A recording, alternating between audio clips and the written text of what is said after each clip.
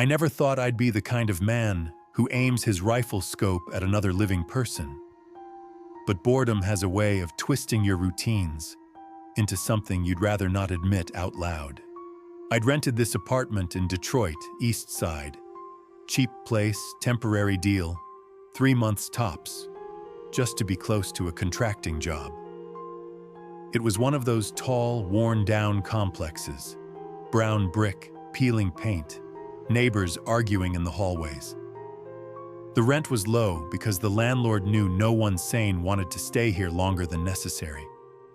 And me? I didn't care. I wasn't planning on putting down roots. Evenings were the problem. Work was boring, sure, but at least it kept my hands busy. Back home, I had nothing. No cable. I wasn't about to waste money on that.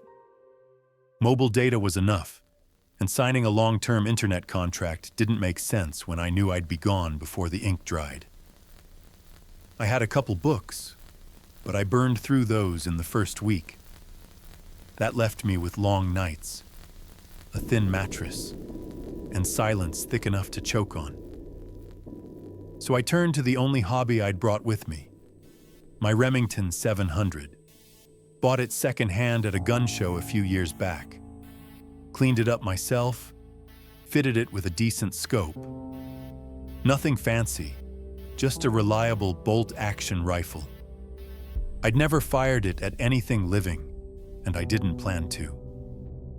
But I liked the weight of it, the precision. Looking through the glass made me feel steady, like the world narrowed into a clean circle where everything was sharp and in focus. At first, it was innocent. I'd set it on the table by the window, draw the curtains just enough to leave a slit, and line up the scope with rooftops and street signs. Ranging distances, testing how steady my hand was after coffee, after a long day, after 2 beers. Just practice. Then, one night, I slid the crosshairs across the building opposite mine. Another 12-story complex, maybe 200 yards away. A whole wall of glowing rectangles, each window a little TV screen playing a different channel. And once I started, I couldn't stop. The first night hooked me right away. Dozens of glowing windows across the street, each one a private stage I wasn't supposed to see. People arguing, eating, laughing, living. I told myself it was just curiosity, just something to pass the time. But the truth is, it felt wrong. And that was part of the pull. The fact that they couldn't see me while I could see everything gave me a rush that was half excitement, half guilt. Like I'd crossed into a place I wasn't supposed to be and found it too fascinating to leave. It's funny how boredom makes you cross lines you swore you'd never cross. Loneliness teaches you habits you'd never admit in daylight. Over the next few nights, the habit stuck. I'd come home, heat up some leftovers, maybe drink a beer, then pull the curtains just enough and lean into the scope. The apartment complex across the street turned into my private theater. Dozens of shows, none of them knowing they had an audience. Most people would probably call it sick, and maybe it was. But for me, it was survival. Better to be the watcher than the man alone in the dark with nothing but his thoughts. When you stare into other people's lives long enough, you realize how predictable we all are. Most windows replay the same story, night after night. But every now and then, something new slips through the cracks. It was on the 8th night that I noticed him. A window on the 8th floor. At first glance, nothing unusual, just a dim, bare room with yellowing wallpaper and a single bed pushed into the corner. A naked bulb dangled from the ceiling. The rest was empty. A couple chairs stacked in the corner. A rug that had seen better decades. The kind of space you'd expect in a building like this. Cheap, forgotten, temporary.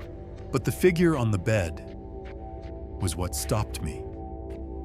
He was sitting cross-legged, back straight, facing the wall. His head was completely bald, skin pale under the light. He was shirtless, skinny to the point of wrong.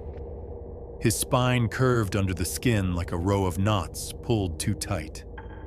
His arms dangled long at his sides, fingertips brushing his knees.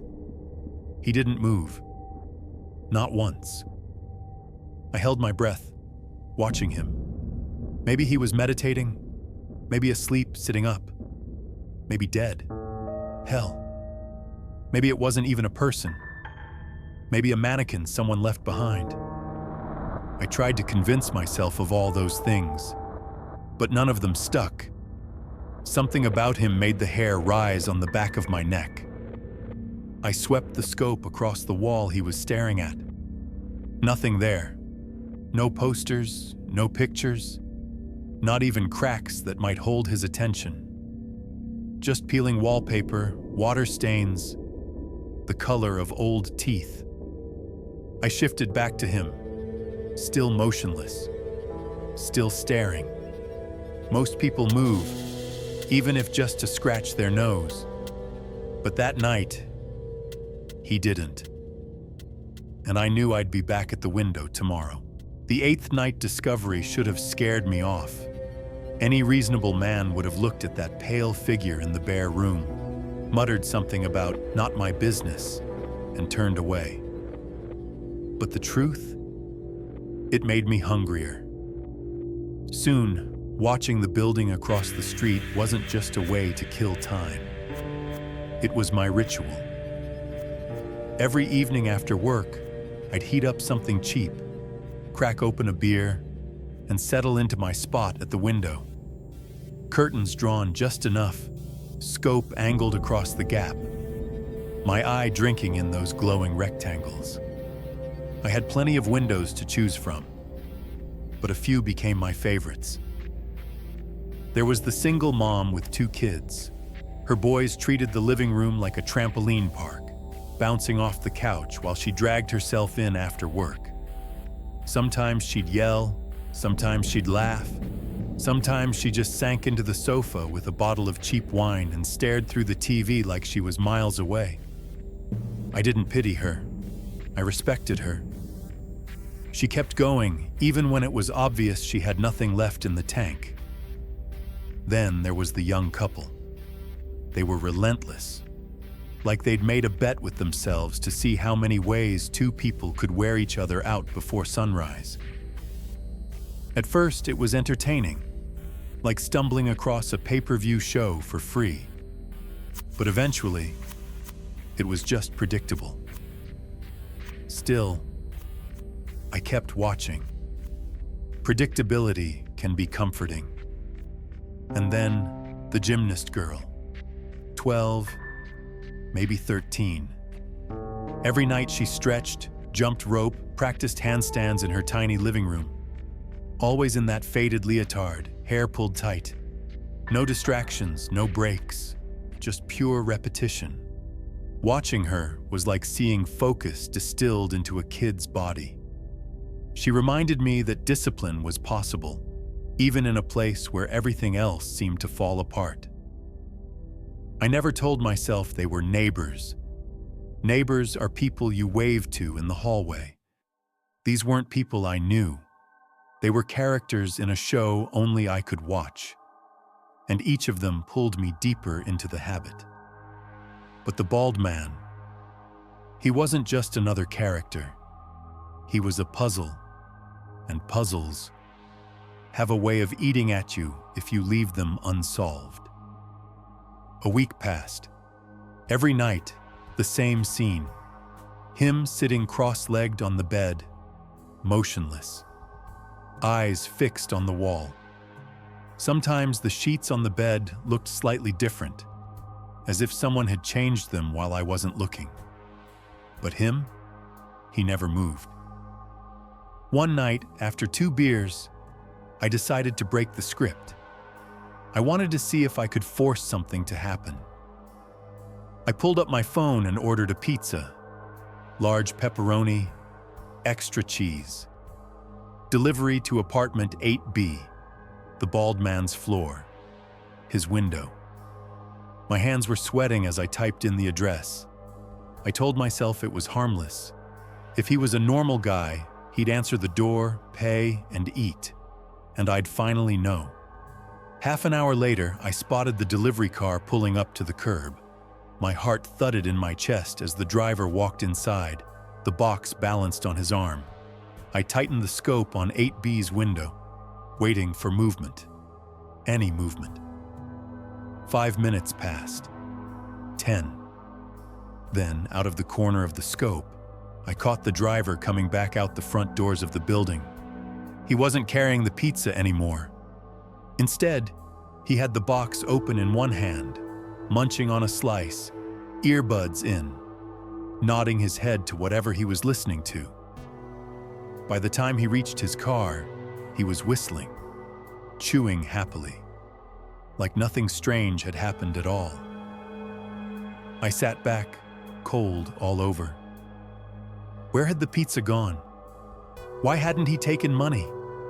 Why hadn't anyone answered? Did he just keep it for himself? Or had he gone up there, knocked, and walked away with the box untouched? I wanted to believe the driver was just lazy, that he figured no one was home and he might as well eat it himself. But that explanation didn't stick. Something had happened in there. Something I couldn't see. That night, I couldn't sleep. I lay awake with the rifle beside me, scope pointed at the window, curtains cracked just enough for me to keep watch. He was still there, sitting in the same position, like nothing had changed. Most people, I reminded myself, live entire lives without ever being noticed. But once you notice someone like that, you can't stop. And the worst part? I was starting to feel like he'd noticed me back. The pizza stunt should have been my wake-up call. A normal person would have felt embarrassed, maybe laughed it off as a dumb idea, and moved on. But I wasn't normal anymore. By then, watching that window wasn't just a habit. It was an obsession. Every night I found myself glued to the scope, waiting for the slightest twitch of movement. Nothing ever came. The mom yelled at her kids. The couple broke their own records. The gymnast girl trained until her arms shook. Life went on in all the other windows. But in 8B, nothing changed. A pale body, sitting cross-legged, staring at the wall. And the more nothing happened, the more it burned me alive. I started timing how long I could keep my eye in the scope without blinking. Sometimes I sat so long I forgot to eat. Sometimes I went to bed dizzy, with black rings floating in my vision. But I kept watching. That's when I noticed the woman. It was a weekday afternoon. I'd left work early. Through the scope, I saw her slip into the room. Mid-30s, maybe older. Dark hair pulled back, moving carefully, like a nurse on rounds. She carried a tray, a small vial, a couple of boxes. She set it down on the bed beside him. Then she leaned close, pressed something against his arm. I couldn't see clearly from my angle, but it looked like an injection. He never flinched. When she finished, she crossed the room to the window. Instead of turning her back on him, she shuffled sideways, her face always angled toward the figure on the bed. She cracked the window, lit a cigarette, and smoked it down to the filter. Then she stubbed it out, closed the window, gathered the tray, and backed out the door, never once turning away from him. I told myself she was a caretaker, maybe hired to look after a relative. But something about the way she moved chilled me. The way she never let him out of her sight. Like she was afraid he'd pounce if she turned around. For the next few nights, I tracked her routine. Every other day, almost to the hour, she entered with her tray, gave him the injection, smoked her cigarette, and left. Always backing out, always keeping her eyes locked on him. It gnawed at me until I couldn't stand it anymore. Watching wasn't enough. I needed to know what was happening inside that room. So one Friday night, when I saw her leave the building with a shopping bag, I grabbed my jacket and headed across the street. The building's hallway smelled of dust and old cigarettes. Fluorescent lights flickered overhead, buzzing like dying insects. I climbed to the 8th floor, every step heavier than the last. The corridor stretched out in front of me, lined with dented doors. At the far end, junk was piled high. Broken furniture, boxes, a bicycle frame, a rusted wheelchair tipped against the wall. And in that cluttered corner sat the door I'd been staring at for weeks. Apartment 8B. I stood there, heart pounding, palms sweating. What the hell was I doing? Breaking into a stranger's apartment? Looking for what, exactly? I told myself I'd just listen at the door, maybe confirm he was even real. But then, beneath the thud of my heartbeat, I heard it. A sound. Schwark. Schwark. Slow, dragging footsteps, getting closer. I froze. The noise stopped, right behind the door, and then the handle began to rattle. Not just a twist, violent jerks, like someone was yanking it back and forth, trying to tear it off. The door groaned under sudden pressure, hinges squealing as if something heavy leaned against it from the other side. My blood turned to ice. Through the thin wood, I heard it, breathing, wet, ragged, wheezing like air being forced through a crushed windpipe. Each inhale whistled, each exhale hissed, closer than I'd ever wanted it to be. The handle kept thrashing. The frame shook. For one terrible second, I was sure it would burst open. That broke me. I bolted. Down the hallway, down the stairs, feet barely touching the steps. I don't even remember crossing the lobby.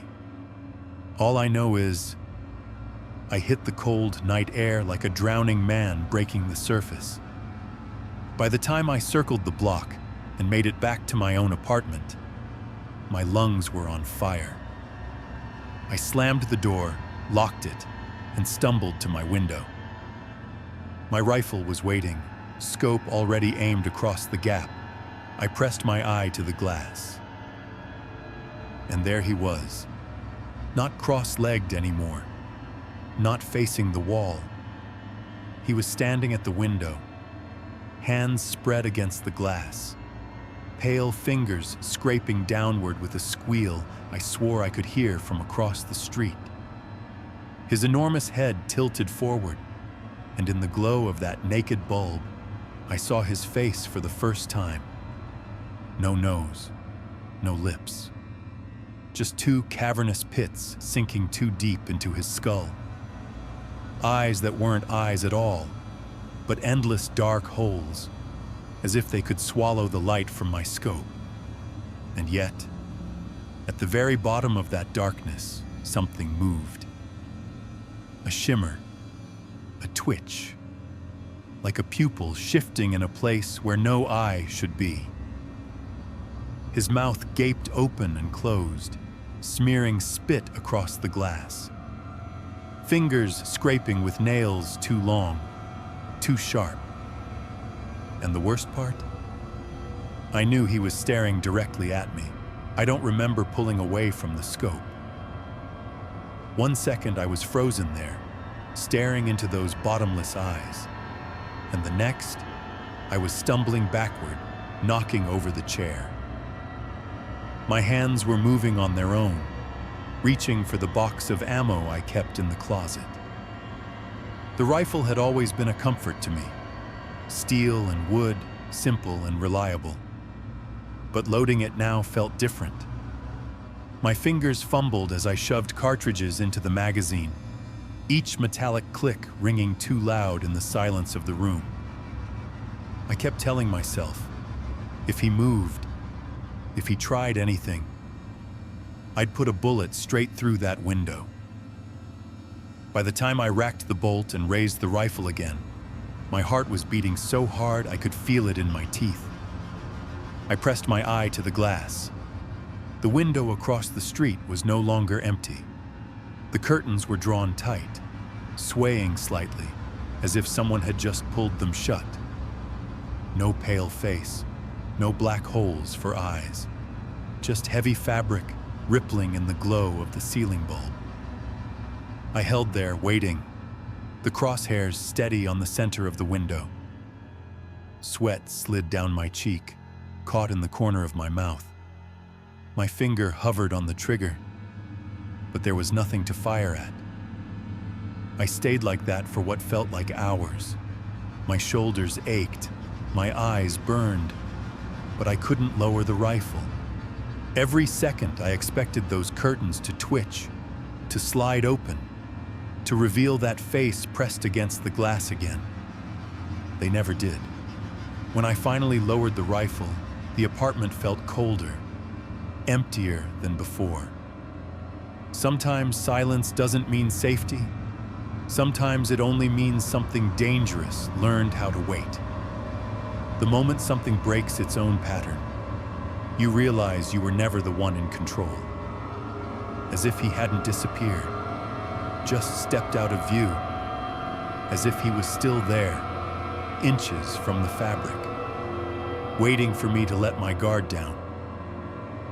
And I realized something that made my stomach twist. He'd never once moved while I was watching. But tonight, he had chosen to. I moved out the very next morning. No questions, no excuses. Just cash on the table for the landlord, and a half-hearted promise to forward the mail I knew I'd never see. He didn't ask why. Maybe he saw the look on my face and decided he didn't want the answer. The weeks that followed blurred together. New job sites, new temporary housing, different walls to stare at when sleep refused to come. I told myself I'd left it behind on that street in Detroit. Left him behind. But the truth? He followed me. Not in the daylight. No. In the daylight, I can almost convince myself it was nothing, that I imagined the whole thing. But at night, in dreams too sharp to be dreams, I hear it. The frantic rattle of a doorknob, the hinges straining as something leans its weight against my door, that wheezing, broken breath sliding through the cracks. And every time I reach for my rifle, I load it, I raise it, I press the trigger dash, and every time it jams. So I clean it.